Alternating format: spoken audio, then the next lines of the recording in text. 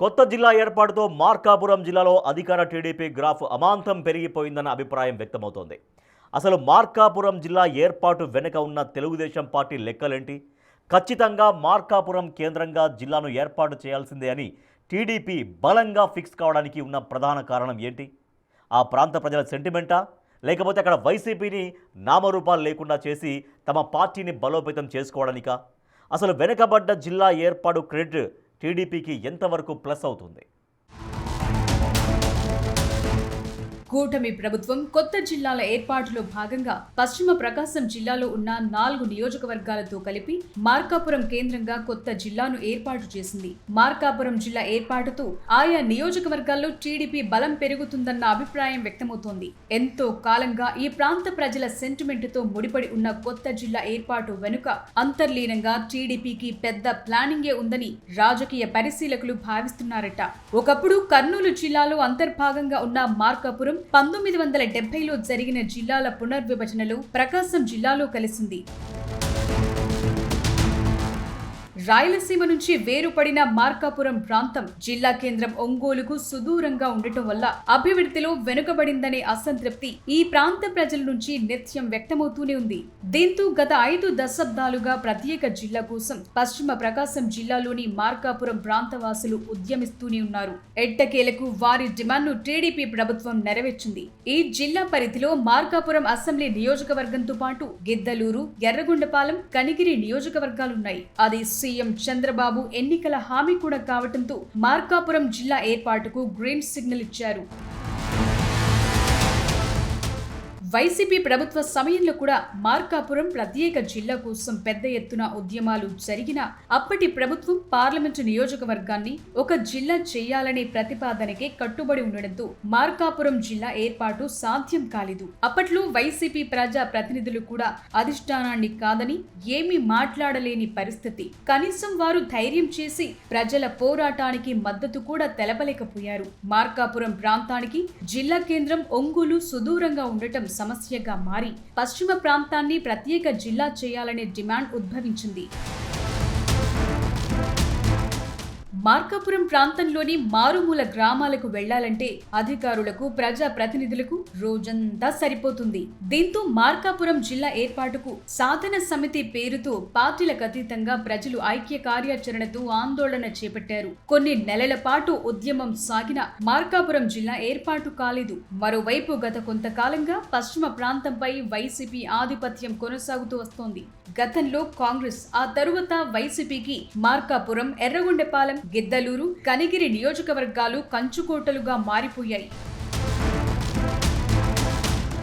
ఈ నేపథ్యంలో గత ఎన్నికల సమయంలో ఈ ప్రాంతంలో ప్రచారానికి వచ్చిన చంద్రబాబు స్థానిక ప్రజల అభిష్టం మేరకు వ్యూహాత్మకంగా మార్కాపురం జిల్లా ఏర్పాటు హామీని ఇవ్వడంతో పాటు వెలుగొండ ప్రాజెక్టు నిర్మాణం పూర్తి చేస్తామని హామీ ఇచ్చారు.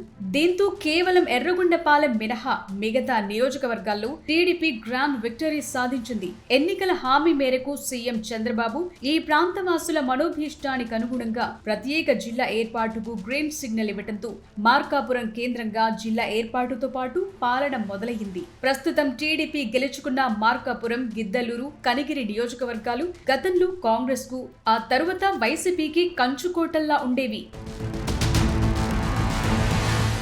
అయితే ప్రజల అభిష్టాన్ని గౌరవిస్తూ చంద్రబాబు ప్రత్యేక జిల్లా హామీ ఇవ్వడంతో అక్కడి ప్రజలు టీడీపీకి పట్టం కట్టారు. దీంతో ప్రజలు ఇచ్చిన ఆ అధికారాన్ని నిలబెట్టుకోవటానికి ఆ నియోజకవర్గాల్లో తిరుగులేని పట్టును సాధించేందుకు టీడీపీ వ్యూహాత్మకంగా ముందుకు వెళుతున్నట్టు కనిపిస్తోంది. వెనుకబడిన జిల్లాను అభివృద్ధి పదంలో నిలిపి పార్టీకి కంచుకోటలా మార్చడంపై అధిష్టానం దృష్టి పెట్టిందట. అందులో భాగంగా అక్కడి ప్రజలు ఆశగా ఎదురు చూస్తోన్న వెలుగొండ ప్రాజెక్టును కూడా తమ హయాంలో పూర్తి చేయడానికి వేగంగా పావులు కదుపుతోందట. మార్కాపురం, గిద్దలూరు, కనిగిరి, ఎర్రగొండపాలెం నియోజకవర్గాల్లో వైసీపీ సాంప్రదాయబద్ధంగా వచ్చే రెడ్డి సామాజిక వర్గ ఓటు బ్యాంకుతో విజయాలు సాధించింది. గత ఎన్నికల్లో టీడీపీ మార్కాపురంలో కందుల నారాయణరెడ్డి, గిద్దలూరులో ముత్తుముల అశోక్ రెడ్డి, కనిగిరిలో ముక్కు ఉగ్ర నరసింహారెడ్డిలకు సీట్లిచ్చి ఆ సామాజిక వర్గ ఓట్లను తమకు అనుకూలంగా మార్చుకుని జెండా పాతగలిగింది. మార్కాపురం నియోజకవర్గంలో 2004 తర్వాత మొదటిసారి టీడీపీ అక్కడ గెలిచింది. గిద్దలూరు నియోజక నియోజకవర్గంలో కూడా 2001 ఉప ఎన్నికల్లోనే చివరిసారి టీడీపీ గెలిచింది. కనిగిరి నియోజకవర్గంలో కూడా 2014 తరువాత మరోసారి 2024లో గెలిచింది. ఓవైపు మార్కాపురం ప్రత్యేక జిల్లా హామీతో పాటు రెడ్డి సామాజిక వర్గ అభ్యర్థులతో వర్కౌట్ చేసిన టీడీపీ వచ్చేసారి కూడా అదే తరహాలో ప్లాన్ను ఇంప్లిమెంట్ చేసే అవకాశం ఉందట. మార్కాపురం జిల్లా ఏర్పాటు, వెలిగొండ ప్రాజెక్టు పూర్తి చేసి ఈ ప్రాంత ప్రజల్లో పాజిటివ్ సైన్ తీసుకురావాలని ఆలోచనలు ఉన్నట్లు భావిస్తున్నారు పరిశీలకులు.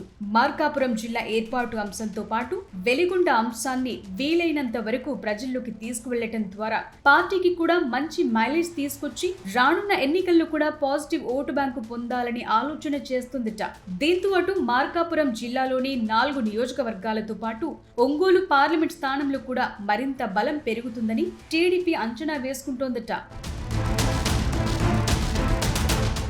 మార్కాపురం జిల్లా ఏర్పాటుతో ఇచ్చిన హామీని నిలబెట్టుకున్నట్లు అవటంతో పాటు ఇటు జిల్లాలో ఇచ్చిన సింపతితో రాజకీయంగా కూడా తమకు ఉపయోగం ఉంటుందని టీడీపీ శ్రేణులు లెక్కలేసుకుంటున్నాయట. నిన్న మొన్నటి వరకు ఎక్కువగా నియోజకవర్గాల్లో కనబడని టీడీపీ నేతలు కూడా నియోజకవర్గాలకు పూర్తి టైం కేటాయిస్తూ స్థానిక సంస్థల ఎన్నికల్లో లబ్ధి పొందటానికి ప్రజలతో మమేకమవుతున్నారట. నూతన జిల్లా ఏర్పాటుతో పాటు జిల్లా అభివృద్ధిలో ప్రధాన పాత్ర పోషించే పశ్చిమ ప్రాంత వరప్రదాయిని వెలిగొండ ప్రాజెక్టు పూర్తి చేయటంపై కూడా పార్టీ అధిష్టానం గట్టిగానే దృష్టి పెట్టి ఆ దిశగా ప్రయత్నాలు కూడా ముమ్మరం చేసిందట. దీంతో కొత్త జిల్లాలో భవిష్యత్ అంతా తమది అని తెలుగు తమ్ముళ్లు ధీమా వ్యక్తం చేస్తున్నారు. మరి దీన్ని ఎదుర్కొనేందుకు వైసీపీ కూడా వ్యూహాలను రచిస్తోందట. మరి మార్కాపురం జిల్లా క్రెడిట్ టీడీపీకి ఏ మేరకు ప్లస్ అవుతుంది? టీడీపీకి చెక్ పెట్టేందుకు వైసీపీ ఏం చేస్తుందనేది చూడాలి.